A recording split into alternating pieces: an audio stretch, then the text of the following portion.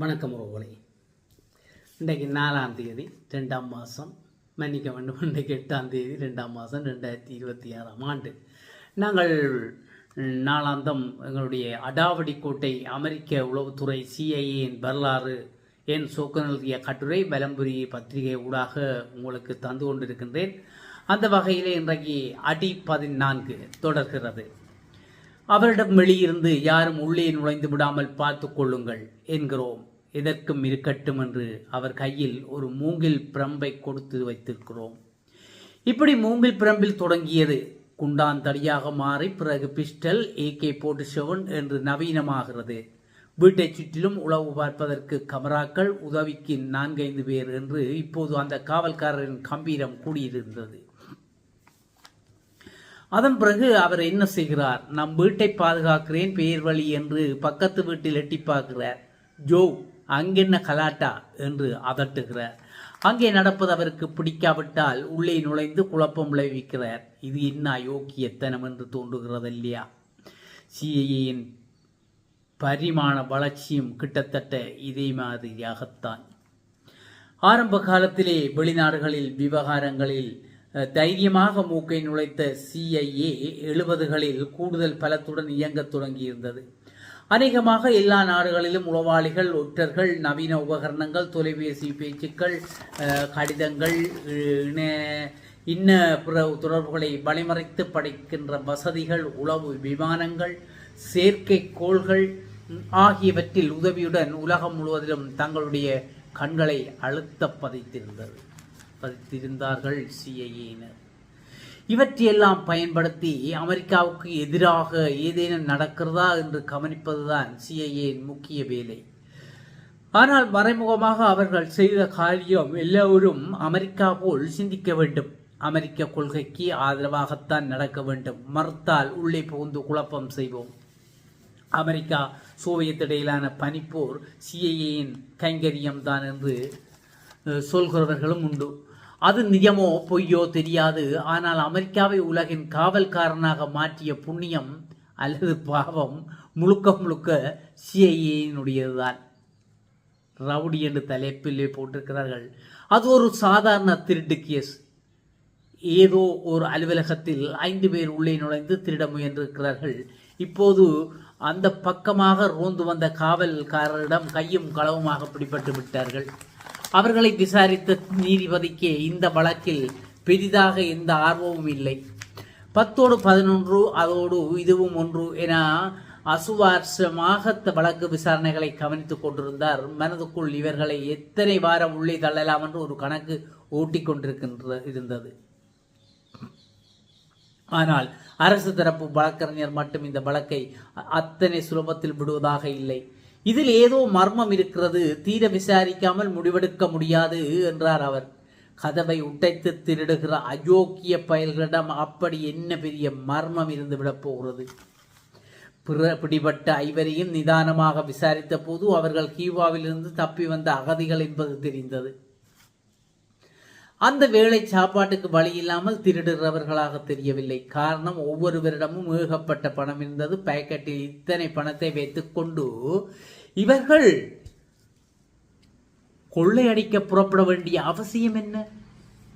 திருடுவது என்ற முடிவெடுத்தவர்கள் போயும் ஒரு கட்சி அலுவலகத்தினோடு நுழைந்தது ஏன்?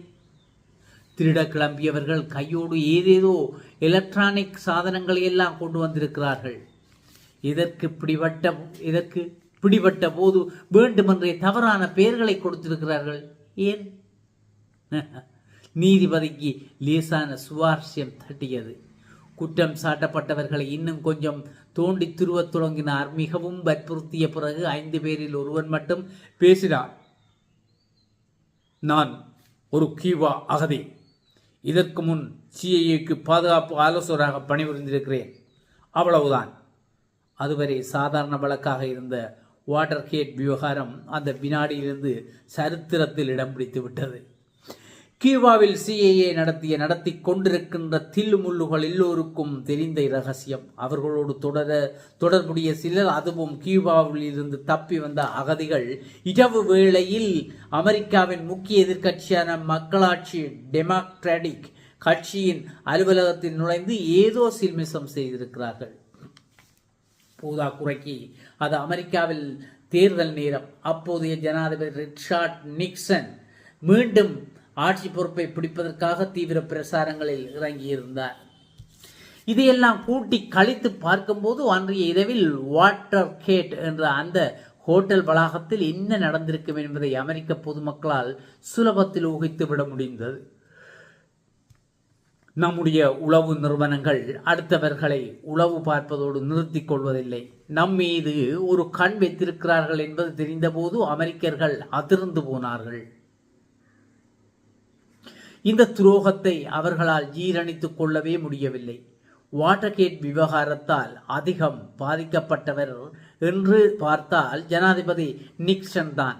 மிக கேவலமான முறையில் அவர் பதவி விலக வேண்டியிருந்தது. ஆனால் அமெரிக்கர்கள் அதோடு சமாதானம் அடையவில்லை. நிக்சன் கிடக்கிறார், அரசியல்வாதி, ஓட்டுக்காக என்ன வேண்டுமானாலும் செய்வார். இந்த உளவு நிறுவனங்களுக்கு எங்கே போச்சு புத்தி?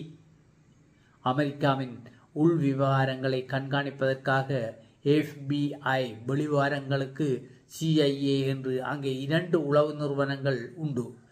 இரண்டுக்குமான எல்லைகள் மிக தெளிவாக வரையறுக்கப்பட்டிருந்தாலும் இவர்களுக்குள் நீ உசத்தியா நான் உசத்தியா என்கின்ற அதிகார போட்டிகள் எப்போதும் தவிர்க்க முடிந்ததில்லை. ஆனால் அமெரிக்க குடிமக்களை உளவு பார்ப்பதில் மட்டும் இவர்கள் கைகோர்த்து கொண்டு செயல்பட்டிருக்கிறார்கள். இதற்காக அவர்கள் பயன்படுத்திய வழிமுறைகள் பல மனிதாபிமானமற்றவை, சட்டவிரோதமானவை என்பது தெரிய வந்தது. வாட்டர்கேட் விவகாரம் வரிசையாக பல திடுக்கிடும் தகவல்களை வெளிக்கொண்டு வந்தது. அதன் முறையாக அமெரிக்கர்கள் தங்களுடைய உளவு நிறுவனங்களை கொஞ்சம் கோபத்தோடு பார்க்க தொடங்கினார்கள். இத்துடன் நிறைவு பெறுகிறது இந்த அடாவடி கோட்டை அமெரிக்க உளவுத்துறை CIA வரலாறு 14 அடி 14 முடிவடைகிறது. மீண்டும் அடி 15 சந்திக்கலாம். அதற்கிடையில் எங்களுடைய இந்த அடாவடி கோட்டை அமெரிக்க உளவுத்துறை CIA வரலாறு நான் பகுதியாக வாசித்துக் கொண்டு வருகிறேன். இன்றைக்கு 14ஆம் பகுதி. வாசிக்காதவர்கள் முதலாம் பகுதியிலிருந்து வாசித்துக் கொண்டு வந்தால் தான் அதனுடைய தாற்பயம் விளங்கும். அந்த தொடராக இருப்பதால் ஒவ்வொன்றையும் படித்தால்தான் அந்த தொடர் இங்காலே தொடரும். ஆகையினாலே முதலாவதாக படிக்க விரும்புபவர்கள் முதலாவது பிரிவு 1-2 தொடங்கி வந்தால் மிகவும் அறிமுகம் மிகவும் அழகாக விளங்கும்.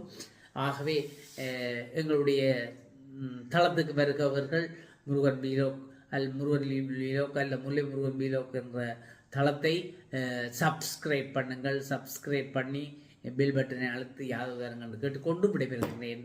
உங்கள் முருகன். நன்றி.